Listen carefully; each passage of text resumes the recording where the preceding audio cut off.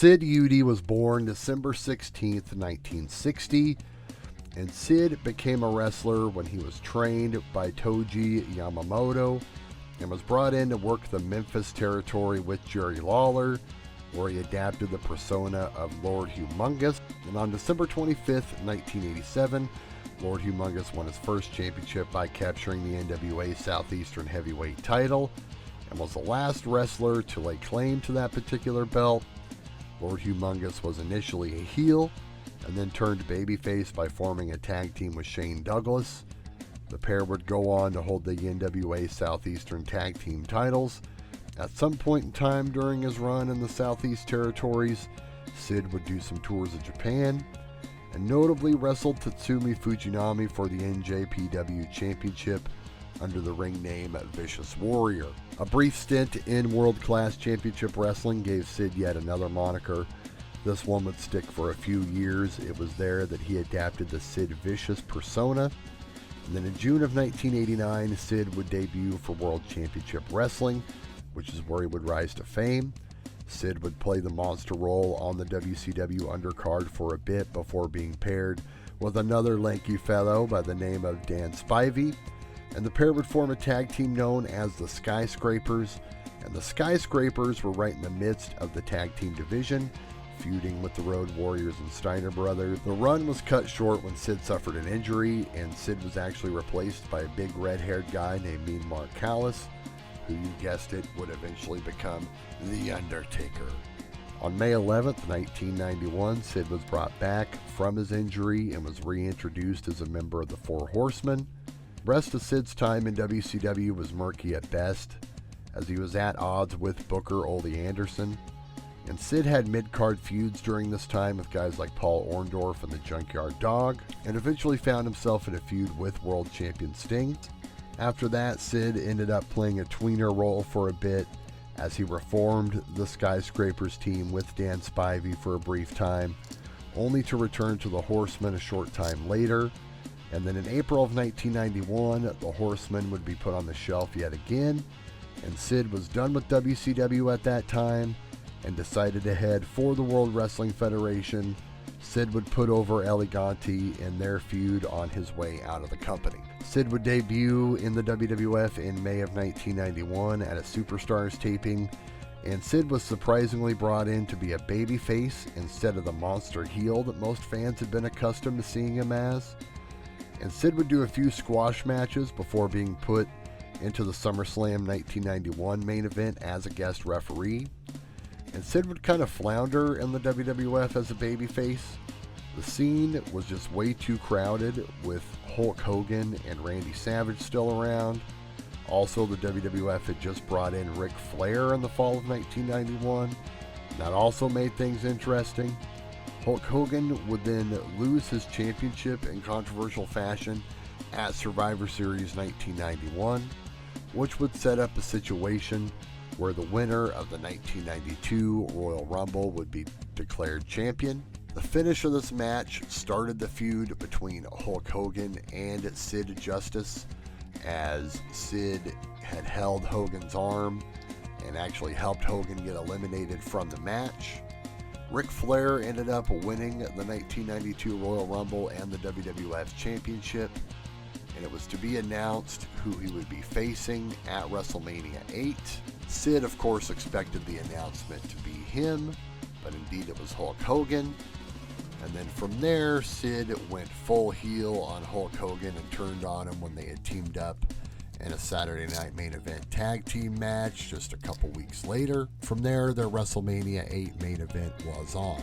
Sid allegedly had failed a drug test prior to WrestleMania 8, allowed to work the show and the European tour thereafter, where he was to start a program with the Ultimate Warrior, who would return during his WrestleMania main event with Hulk Hogan. And I suppose a mixture of the tension between the drug test and him not being happy with the way that the feud was booked, Sid decided to ultimately leave the WWF shortly thereafter. At this time, Sid claimed to be leaving wrestling to start a softball career. However, Sid would end up in WCW again in May of 1993. And Sid would pair up with Vader and restart his feud with Sting from years prior. And this would semi-culminate in the hilarious debut of the Shockmaster leading up to Fall Brawl 1993. And big plans were in store for Sid as he was slated to main event Starrcade that year against Big Van Vader and win the WCW Championship. And this would not come to fruition though, as Sid would be involved in a nasty hotel room fight with Arn Anderson where they stabbed each other with scissors. Anderson himself was stabbed 20 times, while Sid was stabbed 4 times, but who's counting, huh? And Sid was let go by WCW, and Ric Flair took his place at Starrcade, winning the WCW Championship from Vader. And Sid then returned to the Memphis area territories where it all began for him, and he restarted his feud with Jerry Lawler. It was from here that he used that as a launching pad to be brought back into the WWF for his second run with the company. And this time he was renamed Sycho Sid and was brought in as Shawn Michaels' new bodyguard after Diesel had turned babyface months prior. It would only last a couple months as Sid would turn on Michaels to initiate HBK's big babyface run. And then Sid would be moved to Ted DiBiase's $1 Million Corporation stable. Sid would wrestle in the WWF upper card for the rest of 1995, and then would take time off to heal neck injuries in early 1996. Sid then randomly returned to WWF TV in July 1996 by ironically replacing the Ultimate Warrior in a 6-man tag team main event. And Sid would be a babyface and ally of Shawn Michaels for the next few months. And at Survivor Series 1996, they had a WWF Championship match where they both went into the match as babyfaces, only for Sid to use the TV camera on Shawn's manager, Jose Lothario, and Shawn himself, en route to winning his first ever WWF Championship. The run was short-lived, as just 2 months later at the Royal Rumble 1997 show, Shawn Michaels would win back the WWF Championship. Then, however, Shawn Michaels would almost immediately surrender the championship due to losing his smile.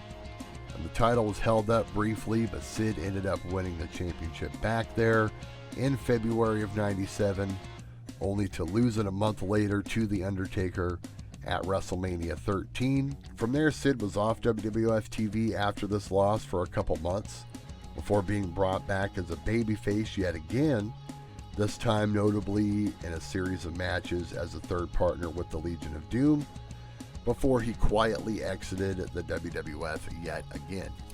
Sid then seemingly vanished from mainstream wrestling for over a year and was not seen from summer 1997 all the way until January of 1999. During this time, Sid was doing indie shows at a time where the business was literally at its apex. It seemed as though no one wanted Sid anymore. And then enter Paul Heyman, who brought Sid into ECW in early 1999. And by June of that year, Sid would find himself yet again signing with WCW. And Sid was thrust into the WCW main event scene and worked some matches with old friend Kevin Nash, before transitioning into a program with Goldberg, where Sid would mimic Goldberg's streak, and also saw Sid win the United States Championship. Sid would then win the WCW Championship in January of 2000, after a controversial exit of Chris Benoit from the company, which is a whole different story for a whole nother video.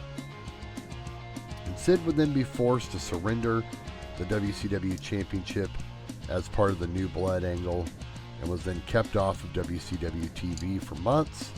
Sid would then be brought back in December of 2000 in what was essentially the dying days of the company. And in January of 2001, he would suffer one of the most famous and gruesome wrestling injuries of all time. After trying to jump off the second turnbuckle, Sid broke his leg nearly in half. And after that, he'd be forced to retire. Eventually then, in June of 2004, a whole 3 years after the gruesome injury, Sid would finally return to the ring to work independent shows. And he did so all the way until 2017, when Sid wrestled his last match as of press time. Sid is also brought back to the WWE to do legend spots on occasion. So let me know what you guys thought of Sid. Did you love him? Did you hate him? What are your favorite memories, stories, or maybe matches of his? Make sure you're subscribed, and thank you for watching.